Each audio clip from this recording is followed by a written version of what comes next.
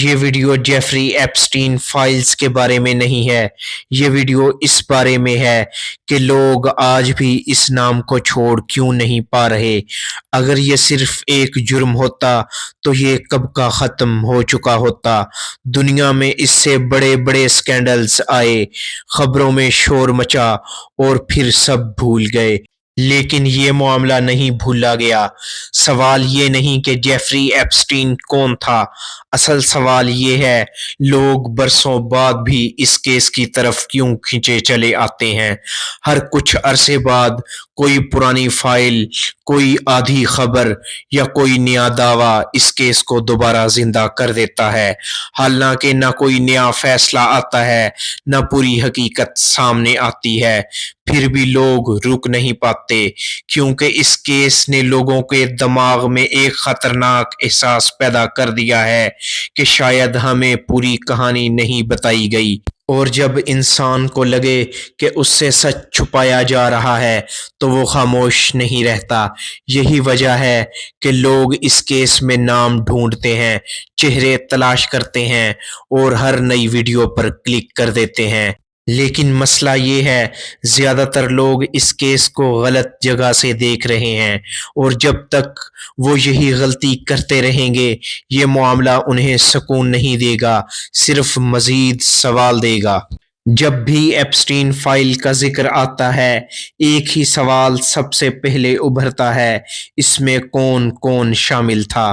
یہ سوال سننے میں سادہ لگتا ہے، لیکن حقیقت میں یہ پورے کیس کو برباد کرنے والا سوال ہے، کیونکہ جیسے ہی انسان ناموں کے پیچھے بھاگنا شروع کرتا ہے وہ اصل کہانی سے ہٹ جاتا ہے۔ آپ نے غور کیا ہوگا زیادہ تر ویڈیو کا ایک ہی فارمولا ہوتا ہے: نام، چہرے، تصاویر اور پھر قیاس آرائیاں۔ ویڈیو ختم، دماغ خالی، کوئی جواب نہیں۔ پھر اگلی ویڈیو، پھر اگلی اور پھر اگلی، اور یوں دیکھنے والا ایک ایسے چکر میں پھنس جاتا ہے جس کا کوئی اینڈ نہیں۔ یہاں ایک نفسیاتی بات سمجھنے کی ہے۔ انسان کو نام اس لیے چاہیے کیونکہ نام اسے تسلی دیتے ہیں۔ نام مل جائیں تو دماغ کہتا ہے بس اب بات سمجھ میں آ گئی، لیکن اس کیس میں نام کبھی کافی نہیں ہوتے، کیونکہ جیسے ہی ایک نام آتا ہے 10 اور سوال پیدا ہو جاتے ہیں۔ کیا وہ واقعی شامل تھا؟ ثبوت کہاں ہے؟ یہ بات سامنے کیوں نہیں آئی؟ یہ فائل بند کیوں ہو گئی؟ اور یوں کیوریوسٹی ختم ہونے کی بجائے اور گہری ہو جاتی ہے۔ یہی وہ جگہ ہے جہاں لوگ ایک بات نہیں سمجھ پاتے۔ یہ کیس ناموں کا نہیں، یہ کیس کسی ایک ایسے شخص یا چند چہروں کے گرد نہیں گھومتا۔ یہ کیس ایک ایسے نظام کے بارے میں ہے جو نظر نہیں آتا لیکن اثر ہر جگہ چھوڑ جاتا ہے۔ اس لیے ہر بار کوئی کریئٹر صرف ناموں پر ویڈیو بناتا ہے، وہ ویڈیو وقتی شور تو مچاتی ہے لیکن ذہن میں بیٹھتی نہیں۔ لوگ دیکھتے ہیں، سر ہلاتے ہیں اور پھر اگلی ویڈیو کی طرف چلے جاتے ہیں۔ سکون کہیں نہیں ملتا، اور یہی وجہ ہے کہ لوگ برسوں بعد بھی اسی کیس کی طرف واپس آتے ہیں، کیونکہ انہیں لگتا ہے کہ اصل بات ابھی تک نہیں بتائی گئی۔ ایک اور اہم بات، اگر یہ کیس واقعی صرف ناموں کا ہوتا تو یہ کب کا ختم ہو چکا ہوتا۔ عدالتیں فیصلے دے دیتی، خبریں بند ہو جاتی اور لوگ آگے بڑھ جاتے، لیکن یہاں نہ فیصلہ مکمل ہے نہ کہانی پوری۔ اسی خلا نے لوگوں کے دماغ میں ایک مستقل بے چینی پیدا کر دی ہے، اور یہی بے چینی ہر نئی ویڈیو کو دیکھنے پر مجبور کرتی ہے۔ لیکن مسئلہ یہ ہے جب تک لوگ صرف ناموں پر فوکس کرتے رہیں گے وہ اصل چیز کو مس کرتے رہیں گے، اور یہی وہ نقطہ ہے جہاں یہ کیس ہر ویور سے ایک قدم آگے نکل جاتا ہے۔ دنیا نے اس سے پہلے بھی بہت بڑے بڑے سکینڈلز دیکھے ہیں، سیاسی سکینڈلز، مالی سکینڈلز، جاسوسی کے سکینڈل۔ کچھ عرصہ شور مچا، ٹی وی پر بحث ہوئی اور پھر سب کچھ آہستہ آہستہ ختم ہو گیا۔ لوگ آگے بڑھ گئے لیکن جیفری ایپسٹین فائل کا کیس ویسا بیہیو نہیں کرتا۔ یہ کیس خاموش ہو جاتا ہے پھر اچانک واپس آ جاتا ہے، کبھی ایک ڈاکومنٹری کی شکل میں، کبھی کسی پرانی خبر کے حوالے سے، اور کبھی محض ایک سوال کی صورت میں۔ یہ پیٹرن عام نہیں، اصل فرق یہ ہے یہ کیس کلوزر نہیں دیتا۔ عام سکینڈل میں لوگ آخر میں کسی نتیجے پر پہنچ جاتے ہیں، کوئی مجرم قرار پا جاتا ہے، کوئی بے قصور ثابت ہو جاتا ہے، یا کم از کم ایک سرکاری کہانی سامنے آ جاتی ہے۔ یہاں ایسا نہیں ہوا، یہاں کہانی ادھوری چھوڑ دی گئی، اور انسانی دماغ ادھوری کہانی برداشت نہیں کر پاتا۔ جب کسی چیز کا انجام نظر نہ آئے تو دماغ بار بار وہیں واپس جاتا ہے۔ یہی وجہ ہے کہ لوگ اس کیس کو چھوڑ نہیں پاتے۔ ایک اور فرق جو اکثر لوگ مس کر دیتے ہیں، یہ کیس خبروں سے زیادہ خاموشیوں سے بھرا ہوا ہے۔ کچھ سوال ایسے ہیں جن پر بات ہی نہیں ہوتی، کچھ فائلیں ایسی ہیں جن کا ذکر آتا ہے لیکن وہ کبھی پوری طرح سامنے نہیں آتی، اور کچھ لوگ ایسے ہیں جن کا نام آتا ہے پھر اچانک غائب ہو جاتا ہے۔ یہ خاموشیاں لوگوں کو اور بے چین کرتی ہیں، کیونکہ شور سے زیادہ خاموشی شک پیدا کرتی ہے۔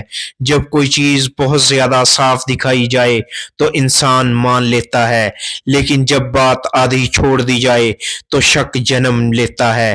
یہی وجہ ہے کہ یہ کیس کانسپریسی تھیوریز کو خود بخود جنم دیتا ہے۔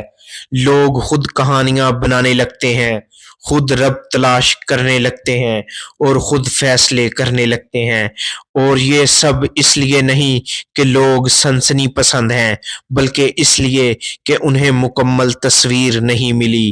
ایک اور اہم نکتہ یہ ہے کہ یہ کیس صرف ماضی کا ایک واقعہ نہیں رہا، یہ آج بھی لوگوں کے حال پر اثر ڈال رہا ہے۔ ہر بار جب کوئی نئی طاقت، نیا ادارہ یا نیا نظام سامنے آتا ہے، لوگ لاشعوری طور پر اس کیس سے موازنہ کرنے لگتے ہیں، یہ سوچ کر کہ کہیں یہاں بھی کچھ ایسا تو نہیں جو ہمیں نہیں بتایا جا رہا۔ یہی وجہ ہے کہ یہ کیس وقت کے ساتھ کمزور نہیں ہوا بلکہ اور وزنی ہوتا گیا، اور یہ چیز اسے عام سکینڈل سے بالکل الگ کر دیتی ہے۔ لیکن یہاں ایک خطرناک موڑ ہے۔ زیادہ تر لوگ اس فرق کو سمجھنے کے بعد بھی ایک غلط سمت میں چلے جاتے ہیں۔ وہ سمجھتے ہیں کہ اب شاید سچ سامنے آ جائے گا۔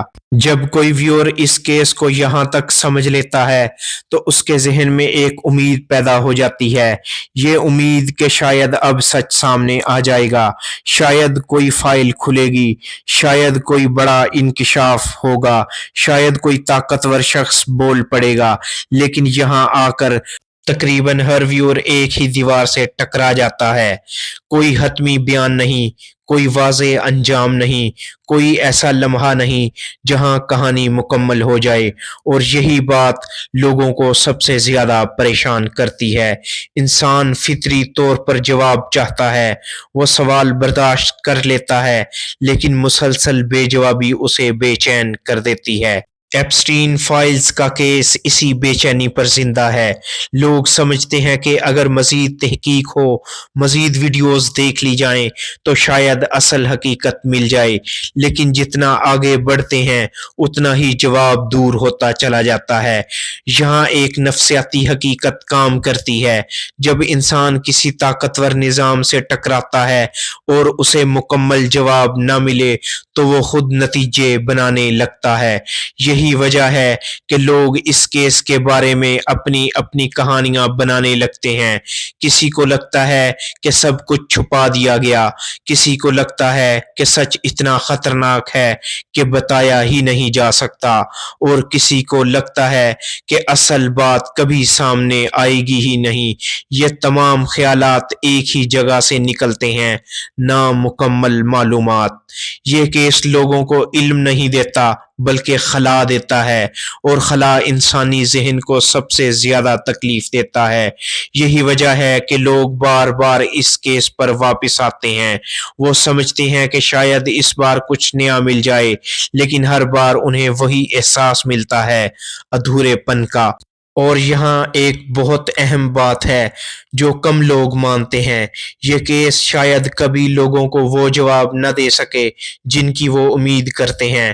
یہ بات قبول کرنا مشکل ہے، کیونکہ اس بات کا مطلب یہ ہے کہ کچھ کہانیاں ہمیشہ ادھوری رہتی ہیں، اور یہی ادھورا پن لوگوں کو اس کیس سے جڑے رہنے پر مجبور کرتا ہے۔ لیکن اب سوال یہ ہے، اگر جواب نہیں ملنے تو پھر لوگ اس کیس کو چھوڑ کیوں نہیں دیتے؟ جب کوئی ویور یہاں تک پہنچتا ہے تو اس کے ذہن میں ایک عجیب سی کیفیت پیدا ہو چکی ہوتی ہے۔ نہ غصہ مکمل ہوتا ہے، نہ تسلی ملتی ہے، نہ سکون آتا ہے، صرف ایک احساس رہ جاتا ہے، بے چینی کا احساس۔ یہ بے چینی اس لیے نہیں کہ ہمیں کوئی جرم معلوم ہوا، یہ بے چینی اس لیے ہے کہ ہمیں یہ احساس ہوا کہ شاید ہم سب کچھ سوالوں کے جواب کبھی نہیں جان پائیں گے۔ یہ کیس ہمیں ایک بات خاموشی سے سکھاتا ہے، دنیا میں ہر کہانی ہماری تسلی کے لیے مکمل نہیں کی جاتی۔ کچھ کہانیاں ایسی ہوتی ہیں جو بس ہمیں سوچنے پر مجبور کرتی ہیں۔ جیفری ایپسٹین فائلز کا معاملہ ایسی ہی ایک کہانی بن چکا ہے۔ یہ ہمیں دکھاتا ہے کہ طاقت، اثر اور خاموشی کس طرح ایک ساتھ چل سکتے ہیں۔ یہ ہمیں مجبور کرتا ہے کہ ہم صرف ایک آدمی کو نہ دیکھیں، بلکہ اس نظام کو دیکھیں جس میں وہ آدمی اتنا آگے تک جا سکا۔ اور شاید یہی بات لوگوں کو سب سے زیادہ ڈراتی ہے، یہ خیال کہ مسئلہ صرف ایک شخص کا نہیں تھا، بلکہ وہ ماحول تھا جس نے اسے ممکن بنایا۔ یہی وجہ ہے کہ لوگ اس کیس کو چھوڑ نہیں پاتے، کیونکہ اس کا مطلب یہ ہوگا کہ وہ اس سوال کو بھی چھوڑ دیں جو انہیں اندر سے بے چین کیے ہوئے ہے، کہ اگر یہاں ایسا ہو سکتا ہے تو اور کہاں کہاں ہو سکتا ہے۔ یہ سوال کسی عدالت میں حل نہیں ہوتا، یہ سوال کسی فائل سے بند نہیں ہوتا، یہ سوال صرف انسان کے دماغ میں رہتا ہے، اور شاید یہی اس کیس کی سب سے بڑی طاقت ہے۔ یہ ہمیں کوئی واضح دشمن نہیں دیتا، کوئی آسان جواب نہیں دیتا، کوئی آخری لائن نہیں دیتا، صرف ایک احساس چھوڑتا ہے کہ دنیا ہماری سمجھ سے تھوڑی زیادہ پیچیدہ ہے۔